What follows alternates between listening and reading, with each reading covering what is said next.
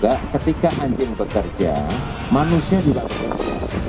Jadi ketika anjing bekerja, manusia bukan melihat anjing lagi bekerja. Manusia diberikan untuk insting untuk mencurigai seseorang. Kalau anjing nggak ada, dia hanya barang aja yang diendus.